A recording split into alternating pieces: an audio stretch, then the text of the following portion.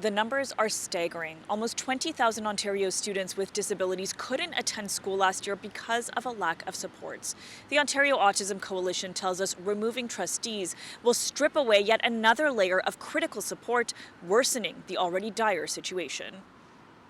All students have a right to an education, disability or not. But not all students are getting it. We're told school exclusion rates are not improving under the Ford government, with 19,376 children and youth with disabilities missing out on school altogether last year, according to a new Ontario Autism Coalition survey. Families are constantly having to advocate. It's exhausting. One of the primary advocates for those families were school trustees. More than 100,000 families contacted a trustee for advocacy for their child last school year alone. It doesn't feel like if we lost trustees that we could then go to the Ministry of Education with our issues and that they would be heard.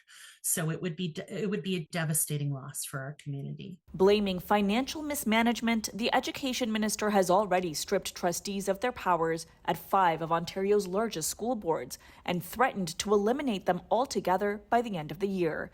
In the interim, he has replaced them with government-appointed supervisors with no background in education. This is all pointing to disaster, right? NDP leader Marit Stiles tells us this will only exacerbate the crisis in classrooms. This is political theater. This is a government trying to distract from the fact that the responsibility for the state of our schools right now is with them and on their shoulders. And frankly, the government has underfunded education to such an extent that many school boards can't afford to have the kind of support in schools that our kids need. But Paul Calandra has argued it is the trustees taking money away from classrooms and using it for questionable expenses like coffees and late-night food orders. Is that justified that they're spending money in these other areas? Look, I mean, there are very tight restrictions about what trustees can spend money on. I think the government is grasping at straws here. I mean, you may have a couple of people and a couple of examples out there, but at the end of the day, I mean, most trustees have no budget.